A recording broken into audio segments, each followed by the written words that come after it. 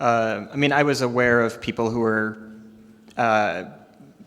politically dogmatic or environmentally dogmatic. I wasn't aware, like, to the extent that our characters, I wasn't aware of anybody who was kind of as active politically or environmentally as our characters are, but it's understandable when, as Kelly said, you know, when you go to, like, this part of the country, there's a lot of logging, and then, you know, there's a lot of, as Kelly mentioned, like redirecting of water through dams, which our characters are opposed to. So it's understandable that people would be more active with environmental actions. I live in New York City, so we recycle, and that's the extent of our interaction with any kind of environmental dogmatism. Yeah, I loved the character when I read it. It's, you know, the character I play is very private. He's somebody who feels a lot, but instead of expressing it to in any outward way, kind of buries it, and he has like a kind of there's a cumulative effect of constantly burying anger. And when you do bury it for so long, it manifests in ways that are probably more extreme than were you to have some kind of release. So that's a really interesting character and an interesting kind of person to think about. There's also an interesting,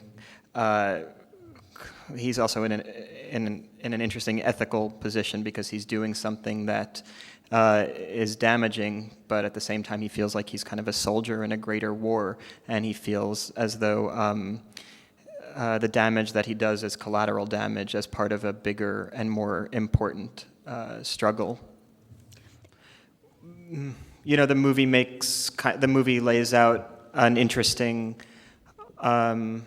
dialectic of farming, which takes a long time and requires patience, and in its quiet way is activism, and the other side of it is what these more extreme actions that these dogmatic characters take of like causing destruction. You know, I'm not really involved in like the debate too much personally, so I obviously would, you know, kind of support a more quiet effort.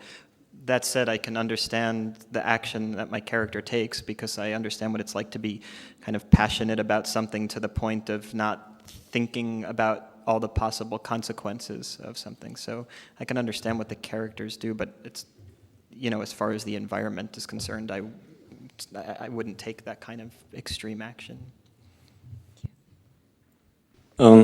Sorry. Hi, this is Matic Smajcen from Slovenia. I have a question for Jesse.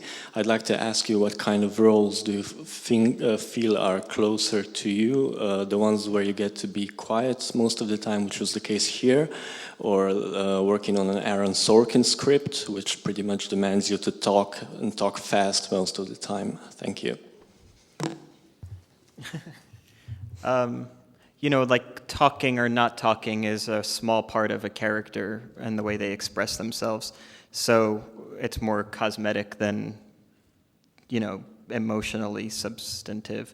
So, you know, this was a really interesting character because he feels a lot but doesn't express it in ways that are very clear to other people. So it's interesting in its own way, and I love characters like this that are intense because I don't feel like I have to censor myself. I feel more comfortable in characters that are intense rather than casual. I've played casual parts and I have like kind of a bit of a difficulty like getting into it because I don't feel like I can anchor myself to some strong emotion, whereas this kind of part allows me to kind of very you know, just allows me to anchor myself to like a strong emotion, which is, I guess, like what I try to do as an actor. So, and there's no limit to how strong this character can feel because look at what he's doing. It's so intense. So there's kind of like no limit to how much I can feel, and that's in a way, freeing, I guess, as an actor.